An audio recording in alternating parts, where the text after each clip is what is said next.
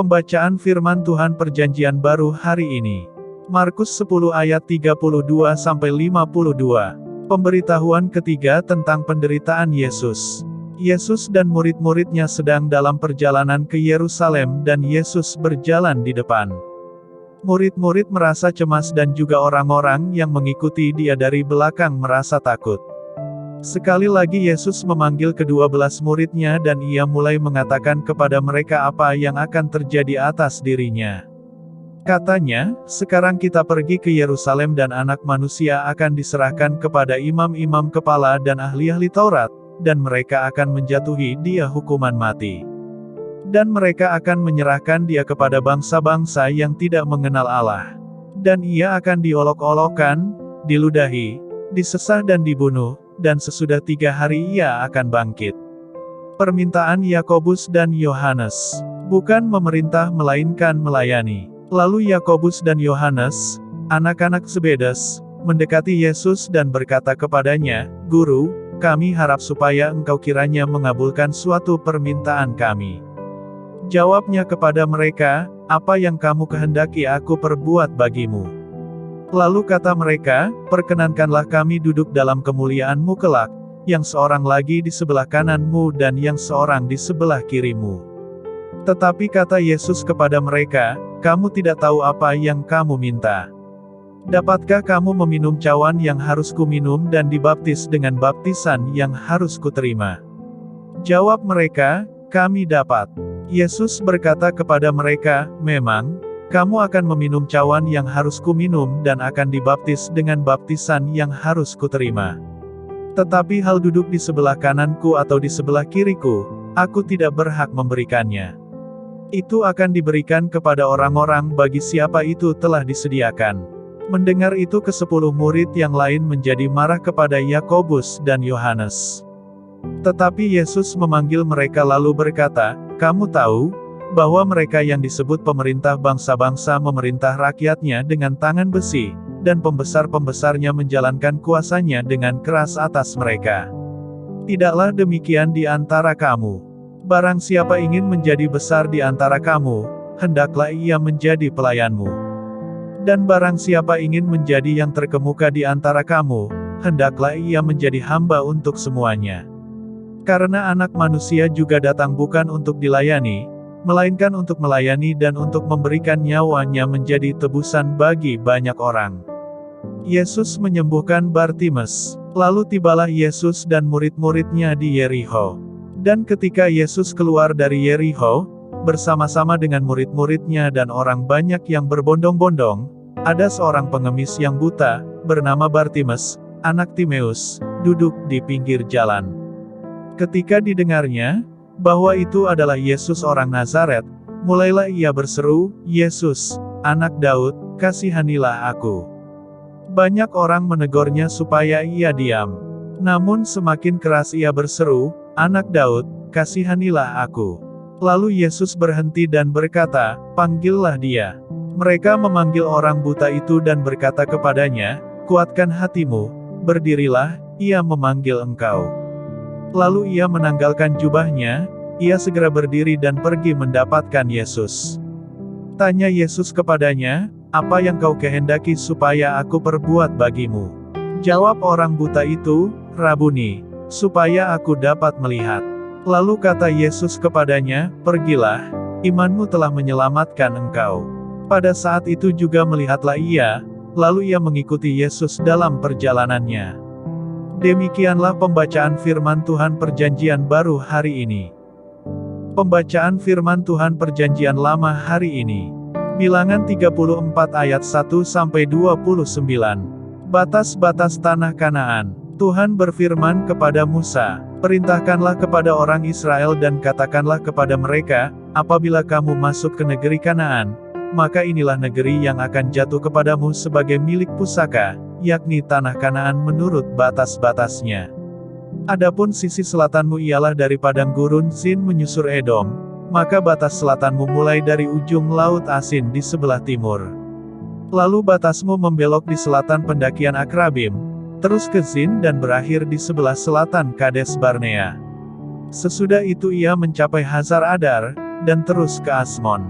Kemudian batas itu membelok dari Asmon ke sungai Mesir dan berakhir ke laut. Batas baratmu ialah laut besar dan pantainya, itulah batas baratmu.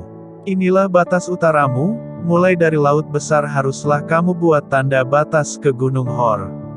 Dari Gunung Hor harus kamu buat tanda batas ke jalan yang menuju ke Hamat, lalu batas itu mencapai Zedat. Kemudian batas itu mencapai Zifron dan berakhir di Hazar Enan, itulah batas utaramu. Sebagai batasmu di sebelah timur haruslah kamu membuat tanda batas dari Hazar Enan ke Sefam. Dari Sefam batas itu turun ke Ribla, di sebelah timur Ain, kemudian batas itu turun lagi dan mencapai tebing Danau Kineret di sebelah timur. Lalu batas itu turun ke sungai Yordan dan berakhir di Laut Asin. Itulah negerimu menurut batas-batasnya sekeliling. Mengenai pembagian tanah Kanaan, Musa memerintahkan kepada orang Israel, itulah negeri yang akan kamu bagi sebagai milik pusaka dengan membuang undi, yang diperintahkan Tuhan untuk diberikan kepada suku yang 9,5 itu. Sebab suku Bani Ruben menurut puak-puak mereka dan suku Bani Gad menurut puak-puak mereka telah menerima milik pusakanya, juga suku Manasye yang setengah itu telah menerimanya. 2,5 suku itu telah menerima milik pusaka mereka di seberang sungai Yordan di dekat Yeriho, ke sebelah timur.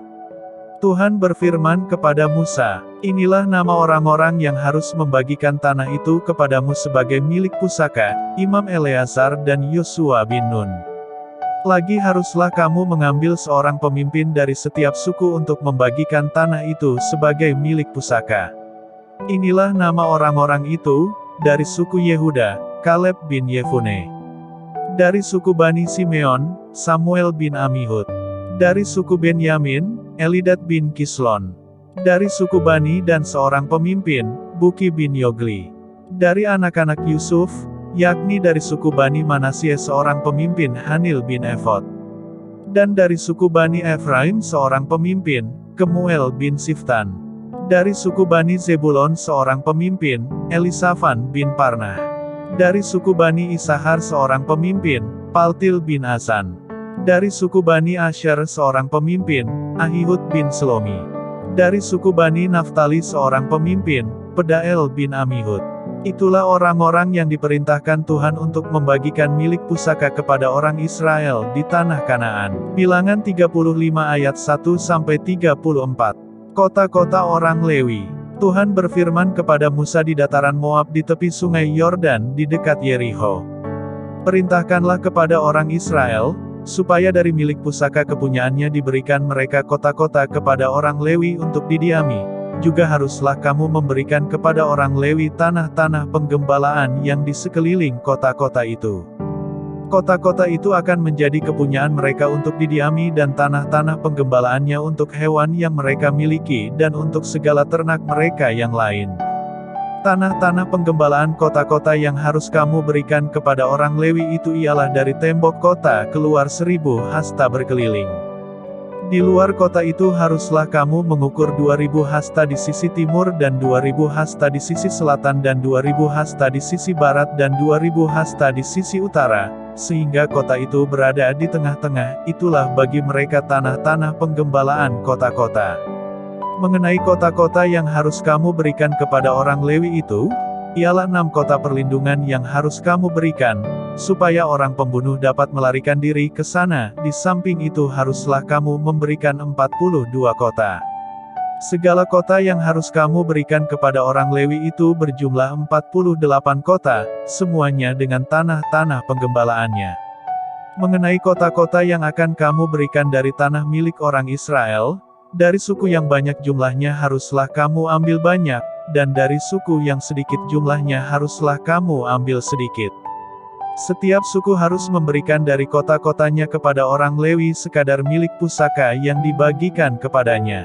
Kota-kota perlindungan. Tuhan berfirman kepada Musa, "Berbicaralah kepada orang Israel dan katakanlah kepada mereka, apabila kamu menyeberangi sungai Yordan ke tanah Kanaan, maka haruslah kamu memilih beberapa kota yang menjadi kota-kota perlindungan bagimu, supaya orang pembunuh yang telah membunuh seseorang dengan tidak sengaja dapat melarikan diri ke sana. Kota-kota itu akan menjadi tempat perlindungan bagimu terhadap penuntut balas, supaya pembunuh jangan mati, sebelum ia dihadapkan kepada rapat umat untuk diadili. Dan kota-kota yang kamu tentukan itu haruslah 6 buah kota perlindungan bagimu. 3 kota harus kamu tentukan di seberang sungai Yordan sini dan 3 kota harus kamu tentukan di tanah Kanaan, semuanya kota-kota perlindungan. Ke-6 kota itu haruslah menjadi tempat perlindungan bagi orang Israel dan bagi orang asing dan pendatang di tengah-tengahmu, supaya setiap orang yang telah membunuh seseorang dengan tidak sengaja dapat melarikan diri ke sana. Tetapi jika ia membunuh orang itu dengan benda besi, sehingga orang itu mati, maka ia seorang pembunuh, pastilah pembunuh itu dibunuh. Dan jika ia membunuh orang itu dengan batu di tangan yang mungkin menyebabkan matinya seseorang, sehingga orang itu mati, maka ia seorang pembunuh, pastilah pembunuh itu dibunuh. Atau jika ia membunuh orang itu dengan benda kayu di tangan yang mungkin menyebabkan matinya seseorang, sehingga orang itu mati, maka ia seorang pembunuh, pastilah pembunuh itu dibunuh. Penuntut darahlah yang harus membunuh pembunuh itu, pada waktu bertemu dengan dia ia harus membunuh dia. Juga jika ia menumbuk orang itu karena benci atau melempar dia dengan sengaja, sehingga orang itu mati. Atau jika ia memukul dia dengan tangannya karena perasaan permusuhan, sehingga orang itu mati, maka pastilah si pemukul itu dibunuh, ia seorang pembunuh, penuntut darah harus membunuh pembunuh itu, pada waktu bertemu dengan dia. Tetapi jika ia sekonyong-konyong menumbuk orang itu dengan tidak ada perasaan permusuhan, atau dengan tidak sengaja melemparkan sesuatu benda kepadanya, atau dengan kurang ingat menjatuhkan kepada orang itu sesuatu batu yang mungkin menyebabkan matinya seseorang, sehingga orang itu mati, sedangkan dia tidak merasa bermusuh dengan orang itu dan juga tidak mengikhtiarkan celakanya, maka haruslah rapat umat mengadili antara orang yang membunuh itu dan penuntut darah, menurut hukum-hukum ini. Dan haruslah rapat umat membebaskan pembunuh dari tangan penuntut darah, dan haruslah rapat umat mengembalikan dia ke kota perlindungan, ke tempat ia telah melarikan diri, disitulah ia harus tinggal sampai matinya imam besar yang telah diurapi dengan minyak yang kudus. Tetapi jika terjadi bahwa pembunuh itu keluar dari batas kota perlindungan, tempat ia melarikan diri, dan penuntut darah mendapat dia di luar batas kota perlindungannya, dan penuntut darah membunuh pembunuh itu, maka tidaklah ia berhutang darah. Sebab pembunuh itu wajib tinggal di kota perlindungan sampai matinya imam besar, tetapi sesudah matinya imam besar bolehlah pembunuh itu kembali ke tanah kepunyaannya sendiri. Itulah semuanya yang harus menjadi ketetapan hukum bagimu turun-temurun di segala tempat kediamanmu. Setiap orang yang telah membunuh seseorang haruslah dibunuh sebagai pembunuh menurut keterangan saksi-saksi. Tetapi kalau hanya satu orang saksi saja tidak cukup untuk memberi keterangan terhadap seseorang dalam perkara hukuman mati. Janganlah kamu menerima uang tebusan karena nyawa seorang pembunuh yang kesalahannya setimpal dengan hukuman mati, tetapi pastilah ia dibunuh. Juga janganlah kamu menerima uang tebusan karena seseorang yang telah melarikan diri ke kota perlindungannya, supaya ia boleh kembali untuk diam di tanahnya sebelum matinya imam besar. Jadi janganlah kamu mencemarkan negeri tempat tinggalmu, sebab darah itulah yang mencemarkan negeri itu, maka bagi negeri itu tidak dapat diadakan pendamaian oleh karena darah yang tertumpah di sana, kecuali dengan darah orang yang telah menumpahkannya. Maka janganlah najiskan negeri tempat kedudukanmu, yang di tengah-tengahnya aku diam, sebab aku, Tuhan, diam di tengah-tengah orang Israel. Bilangan 36 ayat 1-13. Syarat perkawinan anak-anak perempuan yang mempunyai hak waris. Mendekatlah kepala-kepala puak dari kaum Bani Gilead bin Mahir bin Manasye, salah satu dari kaum-kaum keturunan Yusuf, dan berbicara di depan Musa dan pemimpin-pemimpin, kepala-kepala suku orang Israel. Kata mereka, Tuhan telah memerintahkan tuanku untuk memberikan tanah itu kepada orang Israel sebagai milik pusaka dengan membuang undi, dan oleh Tuhan telah diperintahkan kepada tuanku untuk memberikan milik pusaka Zelafehat, saudara kami, kepada anak-anaknya yang perempuan. Tetapi seandainya mereka kawin dengan salah seorang anak laki-laki dari suku lain di antara orang Israel, maka milik pusaka perempuan itu akan dikurangkan dari milik pusaka bapak-bapak kami dan akan ditambahkan kepada milik pusaka suku yang akan dimasukinya, jadi akan dikurangkan dari milik pusaka yang diundikan kepada kami. Maka apabila tiba tahun Yobel bagi orang Israel, milik pusaka perempuan itu akan ditambahkan kepada milik pusaka suku yang akan dimasukinya dan akan dikurangkan dari milik pusaka suku nenek moyang kami. Lalu Musa memerintahkan kepada orang Israel sesuai dengan titah Tuhan, perkataan suku keturunan Yusuf itu benar. Inilah firman yang diperintahkan Tuhan mengenai anak-anak perempuan Zelafehat, bunyinya, mereka boleh kawin dengan siapa saja yang suka kepada mereka, asal mereka kawin di lingkungan salah satu kaum dari suku ayah mereka. Sebab milik pusaka orang Israel tidak boleh beralih dari suku ke suku, tetapi orang Israel haruslah masing-masing memegang milik pusaka suku nenek moyangnya. Jadi setiap anak perempuan di antara suku-suku orang Israel yang telah mewarisi milik pusaka, haruslah kawin dengan seorang dari salah satu kaum yang termasuk suku ayahnya, supaya setiap orang Israel mewarisi milik pusaka nenek moyangnya. Sebab milik pusaka itu tidak boleh beralih dari suku ke suku, tetapi suku-suku orang Israel haruslah masing-masing memegang milik pusakanya sendiri. Seperti yang diperintahkan Tuhan kepada Musa, demikianlah diperbuat anak-anak perempuan Zelafehat. Maka Mahla, Tirsa, Hogla, Milka dan Noa, anak-anak perempuan Zelafehat, kawin dengan anak-anak lelaki dari pihak saudara-saudara ayah mereka.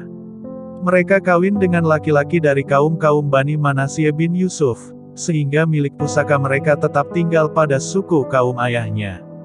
Itulah perintah dan peraturan yang diperintahkan Tuhan kepada orang Israel dengan perantaraan Musa di dataran Moab di tepi sungai Yordan dekat Yerikho. Demikianlah pembacaan firman Tuhan hari ini. Tuhan Yesus memberkati.